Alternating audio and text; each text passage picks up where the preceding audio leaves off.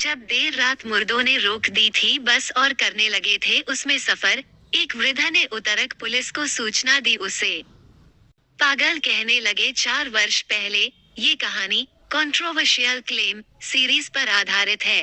दुनिया भर में समय समय पर सच्चे झूठे कई कंट्रोवर्शियल दावे किए जाते रहे हैं।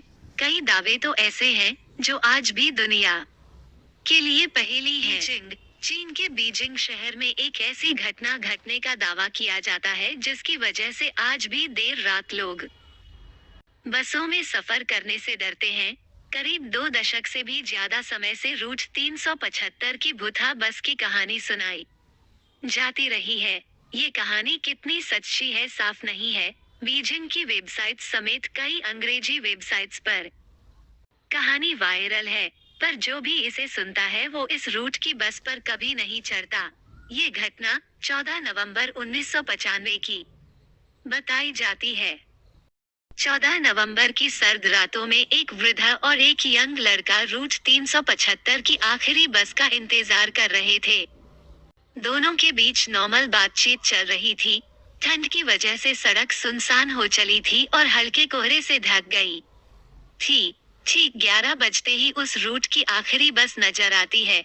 बस स्टॉप पर बस रुकते ही वृद्धा और लड़का बस में चढ़ जाते हैं। बस पूरी तरह खाली होती है। उसमें ड्राइवर और एक लेडी कंडक्टर के अलावा कोई नहीं होता। लड़का आगे ड्राइवर की सीट की ओर बैठ जाता है, वृद्धा बीच की ओर और बस अगले स्टॉप की ओर चल पड़ती है। लोगों ने रोकी बस। बस कुछ दूर बढ़ती है कि बस अचानक रुकती है। पीछे की ओर बैठे हुए वृद्धा को 3 लोगों पर छाई खिड़की से नजर आती है। 3 लोग बस पर चढ़ जाते हैं। कम रोशनी के कारण वृद्धा को उनका चेहरा ठीक से नजर नहीं आता। बस वो ये देख पाता है कि 2 लोग अपने बीच किसी एक व्यक्ति को सहारा दे रहे हैं। उस व्यक्ति का सिर नीचे झुका हुआ होता है। वृद्धा को लगता है कि शायद वो व्यक्ति नशे में है। बस फिर चल पड़ती है। सुनसान रास्ते के साथ बस में भी शांति हो जाती है। अचानक वृद्धा ने की अजीब हरकत। बस चलती रहती है कि वृद्धा पीछे से उठकर आगे बैठे हुए नौजवान से बहस करने लगता है। ये वही लड़का था जो उसके साथ स्टॉप पर खड़ा था।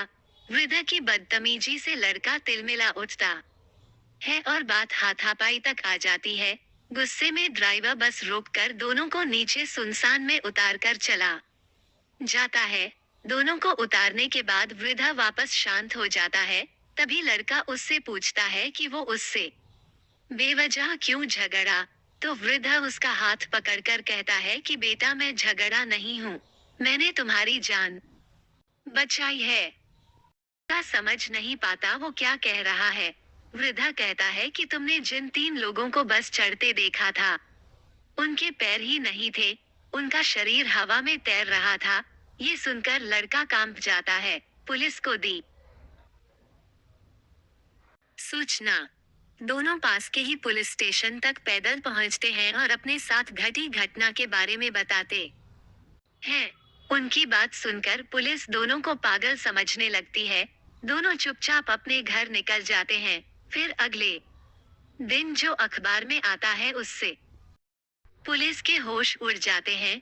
जिस कंपनी की बस इस रूट पर चलती है उसकी ओर से बस ड्राइवर कंडक्टर समेत गायब हो जाने का दावा किया जाता है। पुलिस आनन फानन में वृद्धा और उस लड़के को खोजने लगती है जो देर रात आए थे। दोनों मीडिया को अपनी कहानी बताते हैं कि अगले ही दिन बस का पता चल जाता है। 100 किलोमीटर दूर नदी में मिली बस। पुलिस अगले दिन एक बस एक्सीडेंट की सूचना मिलती है। ये वही बस होती है जिसका जिक्र वृद्धा और उस लड़के ने किया।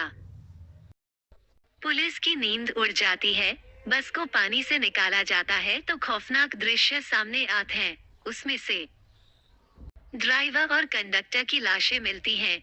इसके अलावा 3 बुरी तरह सड़ी हुई लाशें निकलती हैं। साइंटिफिक टीम भौचक्की रह जाती है। उनके मुताबिक 48 घंटे के समय में कोई लाश इतनी बुरी तरह खराब नहीं हो सकती, जबकि ड्राइवर और कंडक्टर लाशें ठीक स्थिति में थी।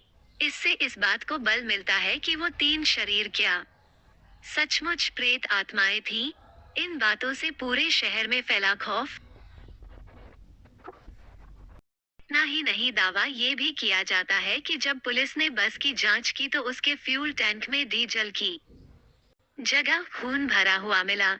ये देख पुलिस विभाग भी परेशानी में पड़ गया। उन्हें भी लगने लगा कि उस वृद्धा और लड़के ने जो कहानी सुनाई थी वो सही थी। सबसे खौफनाक बात ये थी कि बस आखिरी स्टॉप से 100 किलोमीटर आगे जिंगशान शहर के पास एक नदी में मिली थी, जबकि रिपोर्ट्स के मुताबिक बस में इतना डीजल था ही नहीं कि वो 100 किलोमीटर का सफर तय कर सके।